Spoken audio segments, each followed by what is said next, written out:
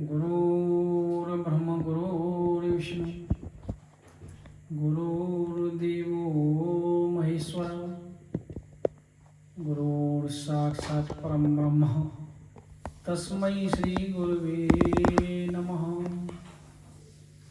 कृष्णाय वासुदेवाय हरे परमात्मने प्रणतक्लेशनाशाय गोविंदाय नमो नमः। राधा मेरी स्वामिनी मैं राधे को दास जन्म जन्म मोहि दीजियो श्री वृंदावन निवास श्री ब्रजमंडलवास। मूकं करोति वाचालं पंगुं लंघयते गिरिं यत्कृपातमहं वन्दे परमानंद श्रीमाधवम्। आज हमारे वीडियो का विषय है,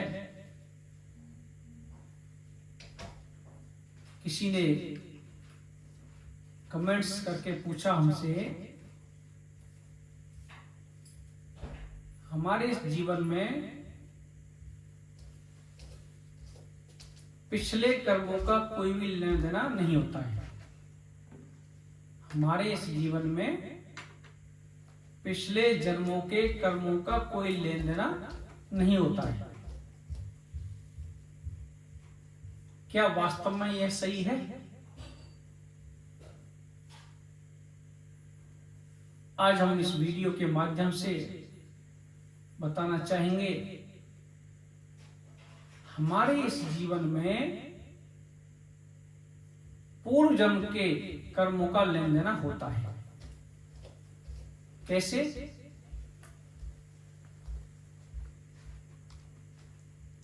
पिछले जन्मों के कर्मों के अनुसार हमें वो मिलता है, इस जन्म मिलता है। पिछले कर्मों के अनुसार हमें जन्म मिलता है। अब आप बताओ, एक ही समय में, उसी समय में पैदा हुआ कोई बच्चा किसी धनवान व्यक्ति के घर में जन्म लेता है और उसी समय पर, सेम समय पर पैदा हुआ बच्चा किसी झोपड़ी वाले के घर में जन्म लेता है। अब एक बच्चा जन्म होते ही पैसे वाला बन गया, धनवान बन गया, और झोपड़ी वाले के घर में जन्म लेते ही बच्चा कर्जदार बन गया। अब आप बताइए कि जो बच्चा धनवान बना है, उसने पैदा होते ही कौन सा बिजनेस प्रारंभ कर दिया जो बिजनेसमैन बन गया, पैसे वाला बन गया? और झोपड़ी वाले के घर में जो बच्चे ने जन्म लिया है, उसने ऐसा कौन सा बिजनेस प्रारंभ किया जिसकी वजह से उसको घाटा हो गया और वो कर्जदार बन गया? दोनों बच्चे एक ही समय पर पैदा हुए, एक ही घड़ी मुहूर्त में पैदा हुए, एक ही राशि में पैदा हुए, एक ही नाम, पर ये अंतर कैसे? जैसे कि राम और रावण की एक राशि थी, कृष्ण की और कंस की एक राशि थी, लेकिन काम कितने अलग अलग थे। भगवान राम मर्यादा पुरुषोत्तम और रावण राधे राधे। तो कहने का तात्पर्य यह है, हमारे इस जन्म में पूर्व जन्म का बहुत बड़ा महत्व है, बहुत बड़ा योगदान है। हर आदमी बुद्धिमान होता है, कोई बिजनेस करता है, कोई जॉब करता है, तो हर आदमी बिजनेस में या व्यापार में सक्सेस क्यों नहीं होता? क्यों नहीं होता? इसका कारण है, भगवान ने सबको सब कुछ दे दिया, लेकिन 6 चीजें अपने पास रखी हैं भगवान ने। हमने भगवान का अर्थ भी बताया था पिछले वीडियो में, तो अभी इस पे बात करेंगे। भगवान ने 6 चीजें रखी हैं। क्या रखी हैं? हानि लाभ, जीवन मरण, यश अपयश विधिहात। हानि लाभ, हर आदमी इंटेलिजेंट है, बिजनेस खोल के बैठ गया, लेकिन वो सक्सेस क्यों नहीं हो रहा है? मेहनत खूब कर रहा है, उसके साथ अच्छे लोग जुड़े भी हुए हैं, लेकिन वो सक्सेस क्यों नहीं हो रहा है, सफल क्यों नहीं हो रहा है? तो यहां भी उसके पूर्व जन्म के संस्कार या पूर्व जन्म के कर्म हैं जो बाधा डाल रही है। हानि लाभ जीवन मरण, और क्या? जीवन मरण, कब जन्म होना है, कब मरना है, किसी के हाथ में नहीं है। बोलते हैं साइंस ने बहुत तरक्की कर ली। ठीक है भाई, हम भी मानते हैं ये कलयुग है, पुर्जों का युग है, संसाधनों का युग है, लेकिन बताओ कितनी तरक्की की? कोई भी साइंटिस्ट कोई जिंदा बचता है? 300-400 साल कोई साइंटिस्ट बता दो हमें कोई जिंदा रहा हो? हमारे साधु पुरुष, साधु संत जिंदा रहते हैं। तो हानि लाभ जीवन मरण, हानि लाभ मनुष्य के हाथ में नहीं है, वो परमपिता परमेश्वर के हाथ में है। जीवन मरण भी परमपिता परमेश्वर के हाथ में है। और क्या रहा? यश अपयश विधिहात। अब कब मनुष्य को यश मिलना है, ख्याति प्राप्त होनी है, प्रसिद्धि प्राप्त होनी है, कब अपयश मिलवा दे, ये भी हमारे पूर्व जन्म के संस्कार, पूर्व जन्म के कर्म ही निर्धारित करते हैं। और ये 6 चीज भगवान के अपने हाथ में है। हर आदमी बुद्धिमान है, राष्ट्रपति कुर्सी पर क्यों नहीं बैठ सकता? हर आदमी इंटेलिजेंट है। अब मार्केट में 10 दुकान लगी रहती हैं, कपड़े की लगा लो या ज्वेलरी की लगा लो, किसी पे ग्राहक ज्यादा जाते हैं, किसी पर कम जाते हैं। वही मटेरियल उसने रखा है, ग्रोसरी के सामान में जाएंगे, किसी चीनी तो उसके पास भी है, चीनी उसके पास भी है, लेकिन एक दुकान पर भीड़ ज्यादा क्यों और दूसरी दुकान पर भीड़ कम क्यों? यहाँ वही बात आ जाती है, पूर्व जन्म के संस्कार से ही सब कुछ मिलता है। हाँ, ऐसा भी नहीं है पूर्व जन्म के चक्कर में हम कर्म करना ही छोड़ दें। श्रीमद् भगवद गीता में श्री कृष्ण भगवान ने अर्जुन से कहा है, कर्मण्येवाधिकारस्ते मा फलेषु कदाचन। कर्म करो। अब हमारे हाथ में क्या रह गया? ना तो हानि लाभ हमारे हाथ में रही, ना जीवन मरण हमारे हाथ में रहा, ना यश अपयश हमारे हाथ में रहा। हमारे हाथ में क्या रह गया? केवल और केवल कर्म हमारे हाथ में रह गया। कर्म के अलावा हम कुछ कर सकते हैं? ना किसी को हम जीवन दे सकते हैं। हाँ, मार जरूर सकते हैं हम, लेकिन वो अधोगति में। यश अपयश भी हमारे हाथ में नहीं है। कौन आदमी चाहता है वो अपयश? कोई अपयश नहीं चाहता। यश चाहते हैं, लेकिन हर किसी को नहीं मिलता। हर आदमी अपने व्यापार में या जॉब में तरक्की करना चाहता है, लेकिन वहां घाटा हो जाता है। तो हमारे हाथ में सिर्फ और सिर्फ है कर्म। इसलिए अच्छे कर्म करते रहो, अच्छे कर्म करते रहो। जैसा हम कर्म करेंगे वैसा हम फल भोगेंगे। जैसे हम पीछे करके आए हैं उसका हम भोग रहे हैं, जो अब करेंगे उसका आगे भोगेंगे। भोगना तो पड़ेगा। जिससे भगवान आते हैं, भगवान राम आए, मर्यादा पुरुषोत्तम के रूप में धरती पर अवतार लिया। भगवान कृष्ण आए, इन्होंने लोगों को क्या सिखाया? कि कर्म सिखाए। जो भी कर्म किया उसका फल भोगना पड़ता है। भगवान राम ने पूरे जीवन में एक कर्म गलत हुआ था, बाली को छिपकर मारा था, सामने से मार नहीं सकते थे। वो अधर्म के रास्ते पे था, तो भगवान ने अपयश ग्रहण कर लिया, लेकिन उसको वहां पर उसका विनाश किया। लेकिन हुआ क्या? इस समय तो मार दिया। अगले जन्म में भगवान श्री कृष्ण आए जब, तो उसका बदला दिया है। जरा नाम का जो व्याध बना है वो पिछले जन्म का बाली था, जिन्होंने भगवान को परम धाम पहुंचाया था तीर मारकर। तो कहने का मतलब ये, जब भगवान नहीं बचे कर्मों से, तो हम कैसे बचेंगे? हम कैसे बच सकते हैं? हम तो कीड़े मकोड़े हैं उसकी नजर में, कुछ भी नहीं है। सिर्फ और सिर्फ हमें बचा सकता है सिर्फ नाम, भगवान का नाम बचा सकता है, इसके अलावा कोई भी नहीं बचा सकता। हाँ, अगर हम उसके भगवान के नाम में रहेंगे, उसका चिंतन करेंगे, भजन करेंगे, कीर्तन करेंगे, तो हमें वो सामर्थ्य दे देगा उस कर्मों से बचने की, उन बुरे कर्मों के प्रभाव को झेलने की हमें सामर्थ्य दे देगा।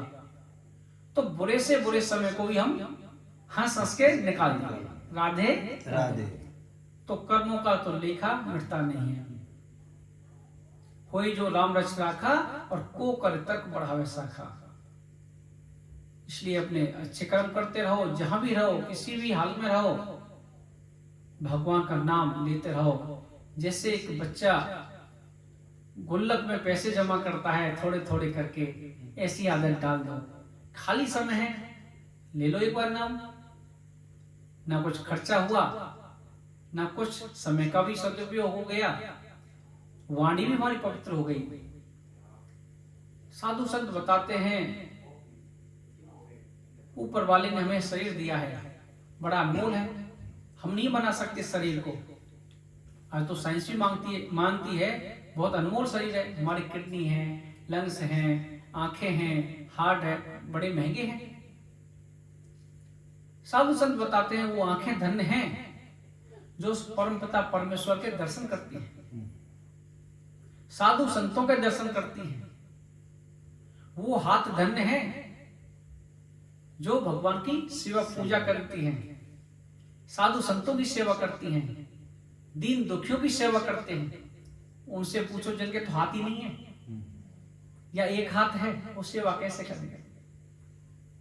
दर्शन पाकर आंखें धन्य हो जाती हैं, उनसे पूछो जिनके तो आंख है ही नहीं। वो पैर धन्य हैं जो भगवान के लिए चलते हैं, साधु संतों के दर्शन करने के लिए चलते हैं, वो धन्य हैं। इसलिए जो शरीर मिला है अनमोल शरीर है, भगवान की सबसे बड़ी कृति है, सबसे बड़ी कला है मनुष्य शरीर। भगवान भी प्रेम करते हैं इससे, तो हमको भी भगवान से प्रेम करना चाहिए। साधु संत बोलते हैं इस मनुष्य शरीर को गंवाओ मत, बाकी हम सब कुछ करेंगे। उस तीर्थ में गए, वहां इतना पैसा खर्च कर दिया, भंडारा लगा दिया, ये कर दिया, वो कर दिया पब्लिसिटी के लिए, लेकिन जो चीज फ्री में मिलती है उसकी कोई वैल्यू नहीं समझता, उसका महत्व नहीं समझता। अरे आप कहीं जा रहे हो, ड्यूटी जा रहे हो, कोई व्यापार करने जा रहे हो, घर में है, भोजन बना रहे हो, मंत्र बोलते रहो, हरे कृष्ण कृष्ण कृष्ण हरे हरे, हरे राम राम राम हरे हरे। फोन पे उल्टी सीधी चीज देखने के बजाय भजन सुनो। भजन सुनोगे तो आपका ध्यान वहां रहेगा, तो भजन करने का मन भी करेगा। अच्छे लोगों की संगत में जाओ, संगत का असर भी पड़ता है। जैसे मार्केट में दो वो थे तोता थे, तो एक ही उम्र के थे। एक को तो ले गया खरीद कर वो जहां पर कसाईपना होता है, मारकाट होती है, और एक को एक साधु संत ले गया। अब कुछ दिन बाद मिले दोनों तोता, तो एक तो बोल रहा है मारो काटो, और दूसरा बोल रहा है राधे श्याम राम राम। तो संगत का असर है, तुम अच्छी संगत करें, अच्छे विचार बनेंगे, अच्छे विचार बनेंगे तो भगवान की पूजा आराधना में मन लगेगा। राधे राधे। तो हमने प्रश्न कहां से प्रारंभ किया था? पिछले जन्मों का हमारे पास या इस जीवन में कुछ महत्व है या नहीं। अब हमने आपको बता दिया कि हम जो भी यहां भोग रहे हैं, हम पूर्व जन्म के अनुसार हम अपना जीवन यापन भोग रहे हैं, उसमें ही संतुष्ट रहो। पर जैसा हमने दिया ऊपर वाले ने पूर्व जन्म के हिसाब से, उसमें संतुष्ट रहो। हाँ, मनुष्य जीवन में या मनुष्य जीवन का एक लक्ष्य और है।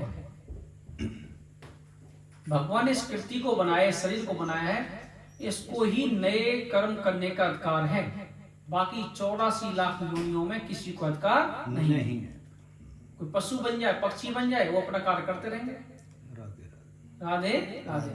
जैसे कोई गाय बन गई, जिंदगी भर क्या देगी? दूध देगी और शरीर पूरा हो जाएगा, चल बसेगी, नया कर्म नहीं करेगा। इसलिए मनुष्य को ही नए कर्म करने का अधिकार है, इसलिए अच्छे कर्म करते रहें।